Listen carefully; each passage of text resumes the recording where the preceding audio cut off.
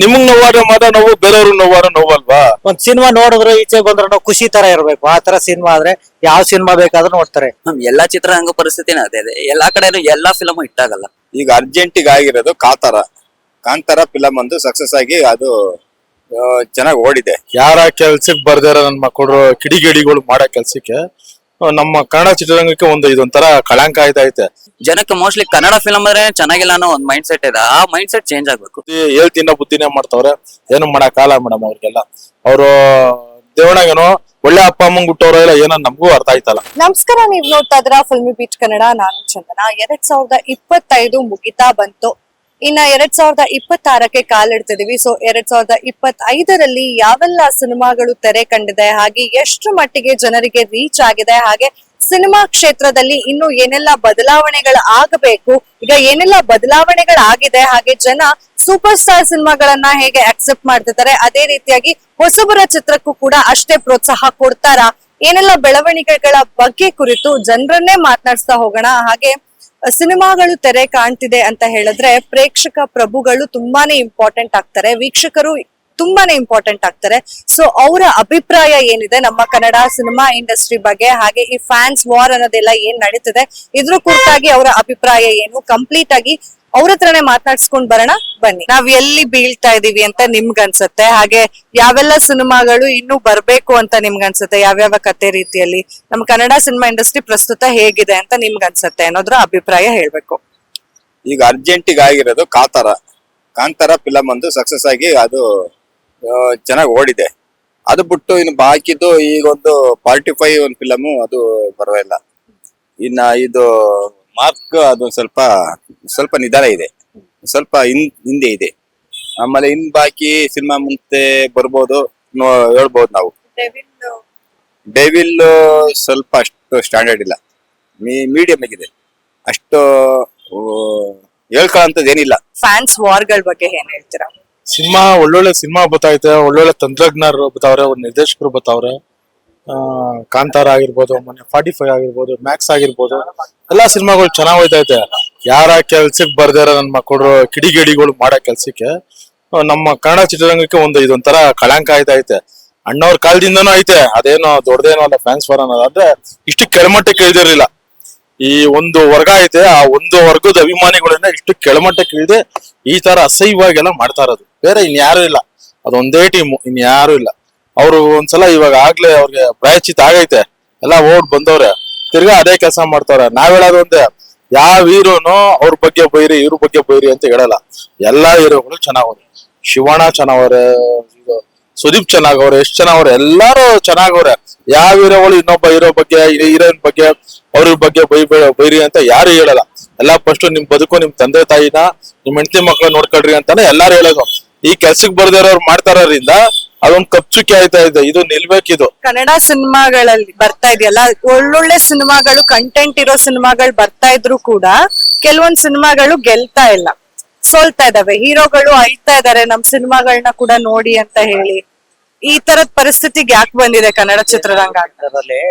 ಸಿನಿಮಾದಲ್ಲಿ ಸ್ಟೋರಿನೂ ಚೆನ್ನಾಗಿರ್ಬೇಕು, ಇಲ್ಲ ಸಾಂಗ್ಗಳು ಚೆನ್ನಾಗಿರ್ಬೇಕು, ಸಿನಿಮಾ ನೋಡ್ತಾ ಇದ್ರೆ ಒಂಥರ ಖುಷಿ ಇರ್ಬೇಕು. ಆ ಖುಷಿ ಇದ್ರೆ ಸಿನಿಮಾ ನೋಡೋರ್ಗು ಬಿಡು ಸಿನಿಮಾ ನೋಡ್ತಾ ಇದೀವಿ ಅನ್ನೋ ಖುಷಿನೇ ಇರುತ್ತೆ. ಅಲ್ಲಿ ಹೀರೋ ಮುಖ್ಯ ಅನ್ನೋದಕ್ಕಿಂತ ಸ್ಟೋರಿ ಚೆನ್ನಾಗಿರ್ಬೇಕು, ಒಂದ್ ಸಾಂಗ್ಗಳು ಚೆನ್ನಾಗಿರ್ಬೇಕು, ಡೈಲಾಗ್ ಇರ್ಬೇಕು. ಒಂದ್ ಸಿನಿಮಾ ನೋಡಿದ್ರು ಈಚೆ ಬಂದ್ರೆ ನಾವು ಖುಷಿ ತರ ಇರ್ಬೇಕು. ಆ ತರ ಸಿನಿಮಾ ಆದ್ರೆ ಯಾವ ಸಿನಿಮಾ ಬೇಕಾದ್ರೂ ನೋಡ್ತಾರೆ. ಹೀರೋ ಇಂತಾರೆ ಅಂತ ಏನಿಲ್ಲ, ಸ್ಟೋರಿನೂ ಚೆನ್ನಾಗಿರ್ಬೇಕು, ಸಿನಿಮಾನು ಚೆನ್ನಾಗಿರ್ಬೇಕು. ಎಲ್ಲಾ ಚಿತ್ರರಂಗ ಪರಿಸ್ಥಿತಿನೇ ಅದೇ ಇದೆ. ಎಲ್ಲಾ ಕಡೆನೂ ಎಲ್ಲಾ ಫಿಲಮ್ ಹಿಟ್ ಆಗಲ್ಲ. ಎಲ್ಲ ರೈಟರ್ಸ್ ಸ್ವಲ್ಪ ಚೆನ್ನಾಗ್ ಬರ್ತಾರೆ, ಓಕೆ ಹಿಟ್ ಆಗುತ್ತೆ. ಹಂಗಂತ ನಮ್ದು ಕನ್ನಡ ಫಿಲಮ್ ಅಷ್ಟೇ ಫ್ಲಾಪ್ ಆಗಿದೆ ಅಂತ. ಈಗ ಸದ್ಯಕ್ಕೆ ಓಡ್ತಿರೋದು ಮಲಯಾಳಂ ಫಿಲಮ್ ಒಂದೇ. ತಮಿಳಗೂ ಯಾವ ಅಂತ ಚೆನ್ನಾಗ್ ಫಿಲಮ್ ಬಂದಿಲ್ಲ, ತೆಲುಗಲ್ಲೂ ಯಾವ ಫಿಲಮ್ ಬಂದಿಲ್ಲ. ಈಗ ಹಿಂದೆ ಬಂದಿರೋ ದುರಂಧರ್ ಅದೊಂದು ನೋಡ್ತಾ ಇದೆ. ಕನ್ನಡದಲ್ಲಿ ಕಾಂತಾರ ನಿಜ ಚೆನ್ನಾಗಿತ್ತು. ಚೆನ್ನಾಗಿ ಫಿಲಮ್ ಮಾಡ್ಬೇಕು ಅಷ್ಟೇ, ಇನ್ನೇನ್ ಏನ್ ಹೇಳಕ್ಕಾಗತ್ತೆ. ನಾವ್ ರೈಟರ್ಸ್ ಅಲ್ವಲ್ಲ ಹೋಗಲ್ ಬರೆಯಕ್ಕೆ. ಅಂದ್ರೆ ಕೆಲವು ಕನ್ನಡ ಸಿನಿಮಾಗಳು ಕಂಟೆಂಟ್ ಇದ್ರೂ ಕೂಡ, ಫಾರ್ ಎಕ್ಸಾಂಪಲ್ ಲವ್ OTP ಆಗಿರ್ಬೋದು, ಅಥವಾ ಚಂದನ್ ಅವ್ರದ್ದು ಫ್ಲರ್ಟ್ ಆಗಿರ್ಬೋದು, ಈ ತರ ಕೆಲವೊಂದು ಸಿನಿಮಾಗಳು ಕಂಟೆಂಟ್ ಓರಿಯೆಂಟೆಡ್ ಇದ್ರೂ ಕೂಡ ಆಕ್ಷನ್ ಥ್ರಿಲ್ಲರ್ ಇಲ್ಲ ಅಂತ ಓಡ್ತಿಲ್ಲ ಅಂತ ಅನ್ಸುತ್ತಾ, ಅಥವಾ ರೀಚ್ ಆಗಿಲ್ಲ ಜನಕ್ಕೆ ಅಂತ ಅನ್ಸುತ್ತಾ, ಹೇಗೆ ಅನ್ನೋದು? ಜನಕ್ಕೆ ರೀಚ್ ಆಗಿರುತ್ತೆ ಎಷ್ಟೋ ಜನ, ಆದ್ರೆ ಥಿಯೇಟರ್ಗೆ ಯಾರು ಹೋಗ್ತಿಲ್ಲ. ಥಿಯೇಟರ್ಗೆ ಹೋಗ್ಬೇಕು ಜನ, ಅದಕ್ಕೆ ಏನ್ ಮಾಡ್ಬೇಕು ಅಂತ ಅವರೇ ಎಲ್ಲ ಟ್ರೈ ಮಾಡ್ತಿದ್ದಾರೆ ಪ್ರಮೋಷನ್ಸ್ ಅಲ್ಲಿ. ಆದ್ರೆ ಅವರಿಗೂ ಆಗ್ತಿಲ್ಲ ಥಿಯೇಟರ್ ಕರ್ಕೊಂಬರಕ್ಕೆ. ಜನಕ್ಕೆ ಮೋಸ್ಟ್ಲಿ ಕನ್ನಡ ಫಿಲಮ್ ಅಂದ್ರೆ ಚೆನ್ನಾಗಿಲ್ಲ ಅನ್ನೋ ಒಂದ್ ಮೈಂಡ್ ಸೆಟ್ ಇದೆ. ಆ ಮೈಂಡ್ ಸೆಟ್ ಚೇಂಜ್ ಆಗ್ಬೇಕು. ಇಲ್ಲ ಕನ್ನಡ ಫಿಲಮು ಚೆನ್ನಾಗಿರುತ್ತೆ ನಾವು ಹೋಗಿ ಫಸ್ಟ್ ಥಿಯೇಟ್ರಿಗೆ ಹೋಗಿ ನೋಡಿದ್ರೆ ಗೊತ್ತಾಗುತ್ತೆ ಚೆನ್ನಾಗಿರುತ್ತಾ ಚೆನ್ನಾಗಿರಲ್ಲ ಅಂತ. ಎಲ್ಲೇ ಕುತ್ಕೊಂತಾರೆ ಬರ್ತಾರೆ ಹೊರಗೆ ಬರೋರು ಮಾತು ಕೇಳ್ತಾರೆ ಚೆನ್ನಾಗಿಲ್ಲ ವಾಪಸ್ ಬರ್ತಾರೆ. ಆ ರೀತಿ ಆಗ್ಬಾರ್ದು. ಅಲ್ಲೋಗಿ ಕೇಳಿದ್ರೆ ಗೊತ್ತಾಗುತ್ತೆ, ನಿಜವಾಗ್ ಫಿಲಮ್ ನೋಡಿದ್ರೆ ಗೊತ್ತಾಗುತ್ತೆ. ಈಗ ಕಂಟೆಂಟ್ ಇರೋ ಲವ್ OTP ಫಿಲಮ್ ಕಂಟೆಂಟ್ ಇರೋ ಓಡ್ಲಿಲ್ಲ, ಅವ್ರು ತುಂಬಾ ಬೇಜಾರು ವಿಡಿಯೋ ಕೂಡ ಹಾಕಿದ್ರು.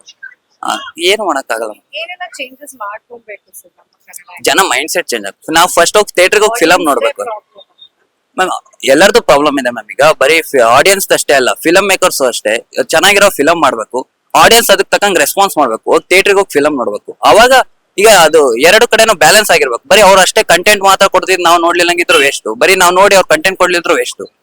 ಎರಡು ಬ್ಯಾಲೆನ್ಸ್ ಇದ್ರೆ ಮಾತ್ರ ನಾವು ಒಂದು ಕರೆಕ್ಟ್ ಆಗಿ ಫಿಲಮ್ ಇಂಡಸ್ಟ್ರಿನೂ ಇದಾಗಲ್ಲ. ಆಮೇಲೆ OTTಗೆ ಕನ್ನಡ ಅಷ್ಟು ಬರಲ್ಲ. OTT ಕನ್ನಡ ಬಂದ್ರೆ ಅವಾಗ ಬೇರೆ ಭಾಷೆಯವರು ನೋಡ್ತಾರೆ. ಸರ್ 2025ರಲ್ಲಿ ಯಾವ್ಯಾವ ಸಿನಿಮಾ ನೋಡಿದ್ರಿ?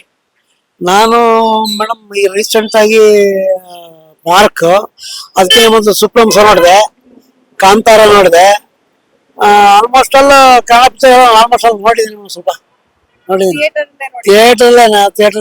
ಅವ್ರಿಗೆ ಸ್ವಲ್ಪ ಇಂಪ್ರೂವ್ ಇದು ಮಾಡ್ಬೇಕಲ್ಲ, ನಮ್ಮ ಈ ಕನ್ನಡ ಸಿನಿಮಾ ಇಂಡಸ್ಟ್ರಿಗೆ ಸ್ವಲ್ಪ ಉತ್ತೇಜನ ಕೊಡ್ಬೇಕು. ಸದ್ಯದ ಪರಿಸ್ಥಿತಿ ಚೆನ್ನಾಗಿದೆ ಮೇಡಮ್, ಯಾಕೆ ಆ ತರ ತಿಳ್ಕೊತೀರ ನೀವು? ಪಿಕ್ಚರ್ ಚೆನ್ನಾಗಿರೋದ್ ಬಂದ್ರೆ ಕತೆ ಚೆನ್ನಾಗಿರೋದ್ ಜನ ನೋಡ್ತಾರೆ. ಯಾವ್ದೇ ಸಿನಿಮಾ ಹೊಸಬ್ರು ಹಳಬ್ರು ಅಂತ ಅಲ್ಲ, ಕತೆ ಚೆನ್ನಾಗಿದ್ರೆ ಹೊಸಬ್ರದ್ದು ಸ್ವಲ್ಪ ಲೇಟ್ ಆಗಿ ಪಿಕಪ್ ಆಗುತ್ತೆ, ಹಳಬ್ರದ್ದು ಬೇಗ ಓಪನ್ ಆಗಿ ರಿಲೀಸ್ ಡೇನೇ ಇಂದಾನೆ ತಗೊಳುತ್ತೆ.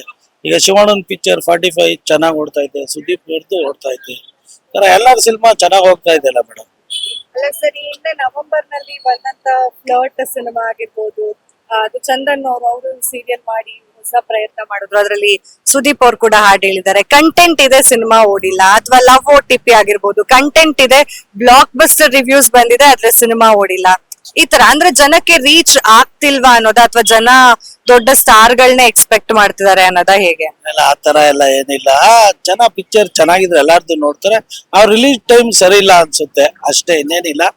ಪಿಕ್ಚರ್ ಚೆನ್ನಾಗಿದ್ರೆ ಎಲ್ಲಾರ್ದು ನೋಡ್ತಾರೆ, ಅವ್ರದ್ದು ಇವ್ರದ್ದು ಅಂತ ಏನಿಲ್ಲ. ಜನ ಎಂತೆಂತ ಹೊಸಬ್ರದ್ದು ಇಲ್ಲಿ ವೀರೇಶ್ ಥಿಯೇಟರ್ ಎಂತೆಂತದ್ದು ಓಡೈತೆ, ಎಲ್ಲಾ ಥಿಯೇಟರ್ಲ್ಲೂ ಓಡೈತೆ. ಹೊಸಬ್ರದ್ದೆಲ್ಲ ಹೊಸಬ್ರು ಬರ್ತಾ ಇರೋದಕ್ಕೆ ಸಿನಿಮಾ ರಂಗ. ಹಳಬ್ರು 5-6 ಜನ ಅವರೆಲ್ಲ ವರ್ಷಕ್ಕೆ 2 ವರ್ಷಕ್ಕೆ ಒಂದೊಂದು ಸಿನಿಮಾ ಮಾಡ್ತಾವ್ರೆ. ಈಗ ಎಲ್ಲಾರು ಹೊಸಬ್ರು ಮಾಡಿದ್ರೆ ಸಿನಿಮಾ ರಂಗ ಅಲ್ವಾ? ಈಗ ಫ್ಯಾನ್ಸ್ ವಾರ್ ಬಗ್ಗೆ ಏನ್ ಹೇಳ್ತೀರಾ? ಈಗ ಇಷ್ಟು ದಿನ ಒಳ್ಳೊಳ್ಳೆ ಪಿಕ್ಚರ್ಗಳು ಬಂದಿರಲಿಲ್ಲ. ಈಗ ತಕ್ಷಣ ಡೆವಿಲ್ ಬಿಟ್ರು, ಮತ್ತೆ ಮಾರ್ಕ್ ಬಿಟ್ರು, 45 ಬಿಟ್ಟಿದ್ದಾರೆ. ಅದರಿಂದ ಏನಾಗಿದೆ ಅಂದ್ರೆ ಅವ್ರ ಅಭಿಮಾನಿಗಳು ಇರ್ತಾರಲ್ಲ, ಅವ್ರು ಅದೊಂದ್ ಒಂಥರ ಏನೋ ಒಂಥರ ಮೈಂಡ್ ಒಂಥರ ಅವ್ರಿಗೆ ಹೊಸದಾಗಿ ಸಿನಿಮಾ ಬಂದ್ಬಿಡ್ತು, ಅದರಿಂದ ಒಂಚೂರು ರಿಲೀಫ್ ಆಗಿದೀವಿ ಮನ್ಸು ಅನ್ನೋ ತರ ಅವ್ರಿಗೆ ಇರುತ್ತೆ ಅಷ್ಟೇ. ನಾವು ಬೇಜಾನ್ ಕಂಪ್ಲೇಂಟ್ ಎಲ್ಲ ಕೊಟ್ಟಿದೀವಿ. ಅಪ್ಪು ಅವ್ರ ಮಿಸಸ್ಗೆ ಕೆಡ್ದಾಗ ಮಾತಾಡಿರಲ್ಲ, ಅವಾಗ ನಾವೇ ಕಮಿಷನರ್ ಆಫೀಸ್ಗೆಲ್ಲ ಕಂಪ್ಲೇಂಟ್ ಕೊಟ್ಟಿದ್ವಿ. ನಾವು ನಮ್ ಸ್ನೇಹಿತರು ಲಕ್ಷ್ಮಣ ಎಲ್ಲ ಕಂಪ್ಲೇಂಟ್ ಕೊಟ್ಟಿದ್ದೀವಿ. ಅವಾಗ ಒಂದ್ 5 ಜನ ಅರೆಸ್ಟ್ ಮಾಡೋರು ಹಾಕೋರು. ಏನ್ ಮಾಡೋರು ಅವ್ರು ಅದೇ ಬುದ್ಧಿ, ಹೇಳ್ತಿನ್ನ ಬುದ್ಧಿನೇ ಮಾಡ್ತಾವ್ರೆ. ಏನು ಮಾಡಕ್ಕಾಗಲ್ಲ ಮೇಡಮ್. ಅವ್ರಿಗೆಲ್ಲ ಅವರು ದೇವಣಗೇನೋ ಒಳ್ಳೆ ಅಪ್ಪ ಅಮ್ಮಂಗ್ ಹುಟ್ಟವ್ರ ಇಲ್ಲ ಏನೋ ನಮಗೂ ಅರ್ಥ ಆಯ್ತಲ್ಲ. ಏನಕ್ಕೆ ಹಿಂಗೆ ಕೆಟ್ಟದಾಗ ಆಗ್ತಾರೆ, ಏನಕ್ ಮಾಡ್ತಾವ್ರೆ, ಅದ್ರಲ್ಲಿ ಏನ್ ಸುಖ ಸಿಗುತ್ತೆ ಅನ್ನೋದು ನಮ್ಗಂತೂ ಒಂದು ಅರ್ಥ ಆಯ್ತಲ್ಲ. ನಾವ್ ಅಣ್ಣವ್ರು ನೋಡಿದೀವಿ, ಶಿವಣ್ಣನ್ ನೋಡಿದೀವಿ, ಅಪ್ಪು ನೋಡಿದೀವಿ. ಅಪ್ಪು ಅವ್ರ ಜೊತೆ 20 ವರ್ಷದಿಂದ ಇದ್ದವ್ರು ನಾವೆಲ್ಲ ಅಭಿಮಾನಿಗಳು. ಈ ತರ ಕೆಳಮಟ್ಟಕ್ಕೆ ಯಾವ ಅಭಿಮಾನಿಗಳು ಹೋಗಿಲ್ಲ. ಏನಕ್ಕೆ ಹಿಂಗ್ ಮಾಡ್ತಾವ್ರ ನಮ್ಗೆ ಅರ್ಥ ಆಯ್ತಲ್ಲ. ಯಾಕೆ ಇದರಿಂದ ಏನು ಪ್ರಯತ್ನ ಇಲ್ಲ. ಇವಾಗ ಹಾಕ್ತಾರೆ, ಇವಾಗ ಯಾರು ಹಾಕ್ಬಿಡೋರ್ ಮೊನ್ನೆ ಇವಾಗ ಇವ್ರ ಬಗ್ಗೆ ಅವ್ರು ಅವತ್ತೇ ಒಂದು ರಿಯಾಕ್ಟ್ ಕೊಟ್ಟಿರಿ. ಅವರು ನಾವೇ ಓಪನ್ ಆಗಿ ಹೇಳ್ತೀವಿ ಕೇಳಿ. ಅವತ್ತು ಬೇರೆಯವರು ಹೆಣ್ಮಕ್ಳ ಬಗ್ಗೆ ಆದಾಗ ಅವ್ರು ರಿಯಾಕ್ಟ್ ಕೊಡ್ಬೋದಾಯ್ತಲ್ಲ. ಯಾಕೆ ಹಿಂಗ್ ಮಾಡ್ತಾ ಇದೀರಾ ನೀವು, ಏನಕ್ಕೆ ಇದೆಲ್ಲ ಮಾಡೋದ್ ತಪ್ಪು, ಯಾರ ಬಗ್ಗೆ ಮಾತಾಡ್ಕೂಡ್ದು ಅಂತ ಹೇಳ್ಬೋದಾಯ್ತು. ಇವತ್ತು ಅವ್ರಿಗೆ ನೋವಾಗಿದ್ಕೆ ಅವ್ರು ಹೋಗವ್ರೆ. ಅವತ್ತು ಬೇರೆಯವ್ರಿಗೆಲ್ಲ ನೋವಾದಾಗ ನಿಮಗ್ ನೋವಾದ್ರೆ ಮಾತ್ರ ನೋವು, ಬೇರೆಯವ್ರಿಗೆ ನೋವಾದ್ರೆ ನೋವಲ್ವಾ? ಅದೆಲ್ಲ ಅವತ್ತೇ ನೀವು ಅದಕ್ಕೊಂದು ರಿಯಾಕ್ಟ್ ಕೊಟ್ಟಿದ್ರೆ ಇವತ್ತು ಈ ಪರಿಸ್ಥಿತಿಗೆ ಬರ್ತಾರಿಲ್ಲ. ಆಮೇಲೆ ಮೀಡಿಯಾಗಳ ಬಗ್ಗೆ ಬೈಯೋದು ಕೆಟ್ಟದಾಗೆಲ್ಲ ಅದೆಲ್ಲ ತಪ್ಪು ಮಾಡೋದು. ಯಾರೇ ಆಗ್ಲಿ ಅದೆಲ್ಲ ಮಾಡ್ಬಾರ್ದು. ನಮ್ಮ ಉದ್ದೇಶ ಯಾರು ಮಾಡಬಾರ್ದು. ಎಲ್ಲಾ ಹೀರೋಗಳು ಚೆನ್ನಾಗವ್ರೆ, ಎಲ್ಲಾ ಅಭಿಮಾನಿಗಳು ಚೆನ್ನಾಗಿದ್ದೀವಿ.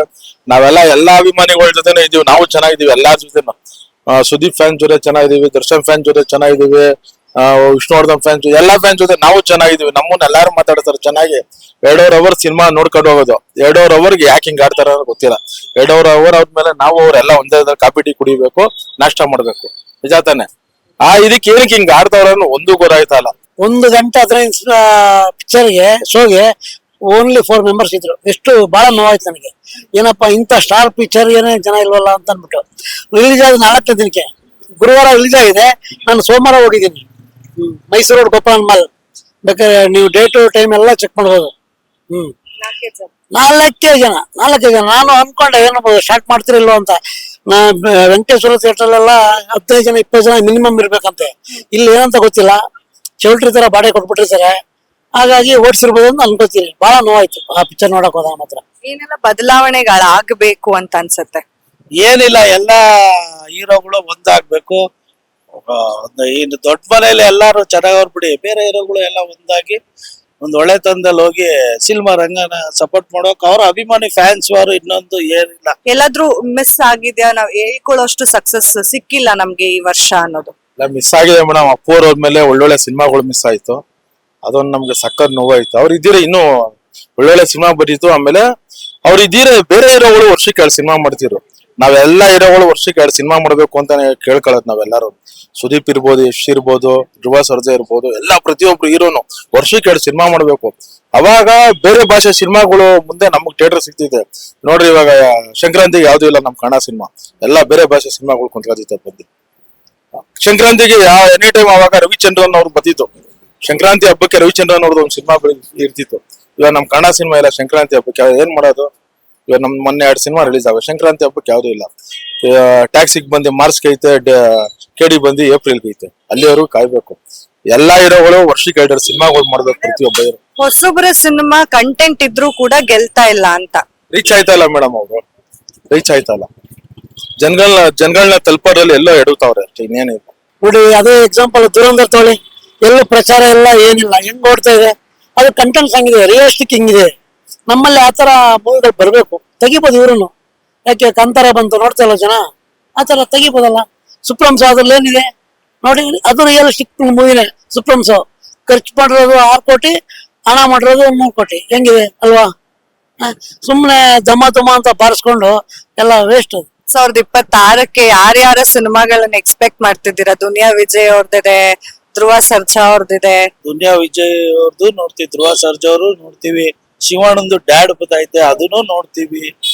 ಎಲ್ಲಾರ ಸಿನಿಮಾನು ನೋಡ್ತೀವಿ ಮೇಡಮ್. ನಾವು ಶಿವಣ್ಣ ಹೇಳಿರೋದು ಎಲ್ಲ ಪಿಕ್ಚರ್ ನೋಡ್ರಮ್ಮ ಅಂತ ನಾವೆಲ್ಲ ಇರೋದು ಸಪೋರ್ಟ್ ಮಾಡ್ತೀವಿ. ಎಲ್ಲಾರ್ಗು ಒಳ್ಳೇದಾಗ್ಲಿ ಅಂತಾರೆ ಇದ್ ಮಾಡ್ತೀವಿ. ಯಾರು ದೊಡ್ಡ ಮನೆ ವಿರುದ್ಧವಾಗಿ ಅವ್ರ ಮನೆ ವಿರುದ್ಧವಾಗಿ ಮಾತಾಡ್ತಾರೆ ಅವ್ರಿಗೆ ನಾವು ಆಪೋಸಿಟ್ ಆಗಿ ನಾವು ಮಾತಾಡ್ತೀವಿ ಅಷ್ಟೇ ಹೊರತು ನಮ್ಮ ಫ್ಯಾನ್ಸ್ ಎಲ್ಲ ಮಾತಾಡ್ತಾರೆ. ಫ್ಯಾನ್ಸ್ ವಾರ್ ಬಗ್ಗೆ ಏನ್ ಹೇಳ್ತೀರಾ ಸರ್? ಅದು ಒಳ್ಳೆ ಬೆಳವಣಿಗೆ ಅಲ್ಲ ಅನ್ಕೋತೀನಿ ಮೇಡಮ್. ಆಕ್ಚುಲಿ ಒಂದು ಕನ್ನಡ ಸಿನಿಮಾ ಅಂತಂದ್ರೆ ಒಂದು ಮನೆ ತರ ನಾವು ಟ್ರೀಟ್ ಮಾಡ್ಬೇಕು. ಅಣ್ಣ ತಮ್ಮ ತರ ಹೋದ್ರೆ ಚೆನ್ನಾಗಿರುತ್ತೆ. ಆವಾಗ ಕಾಲದಲ್ಲಿ ವಿಷ್ಣುವರ್ಧನ್, ರಾಜ್ಕುಮಾರ್ ಏನೋ ಸಣ್ಣ ಘಟನೆ ಕಂದಗುಡಿ ಬಿಟ್ರೆ ಬೇರೆ ಎಲ್ಲೂ ಇಲ್ಲ. ಅಂಬರೀಷ್ ಕಾಲದಲ್ಲಿ, ಶಂಕರ್ ಕಾಲದಲ್ಲಿ ಹೆಂಗಿತ್ತು ಆತರ ನಡ್ಕೊಂಡೋದ್ರೆ ಇಂಡಸ್ಟ್ರಿ ಉದ್ಧಾರ ಆಗುತ್ತೆ. ಇಲ್ಲ ನಾನ್ ಮೇಲ ನೀವ್ ಮೇಲ ಅಂತಂದ್ರೆ ಬಹಳ ತುಂಬಾ ಕಷ್ಟ ಆಗತ್ತೆ. ಈಗ ಪೈರಸಿ ಮೇಲೆ ಅವ್ರು ಕುಡಗಿತ್ತು ಸುದೀಪ್, ಅದನ್ನ ಬೇರೆ ತರ ಮಾಡಿ ಏನೇನೋ ಮಾಡಿದ್ರು. ಅದು ಒಳ್ಳೆ ಬೆಳವಣಿಗೆ ಅಲ್ಲ ಅಂತ ನನ್ನ ಅನಿಸಿಕೆ. ಇಲ್ಲ ಅಂತಂದ್ರೆ ಕನ್ನಡ ಇಂಡಸ್ಟ್ರಿಗೆ ತುಂಬಾ ಕೆಟ್ಟ ಕಾಲ ಬರುತ್ತೆ. ಅಣ್ಣ ತಮ್ಮ ತರ ನಡ್ಕೊಂಡು ಹೋದ್ರೆ ಬೆಟರ್.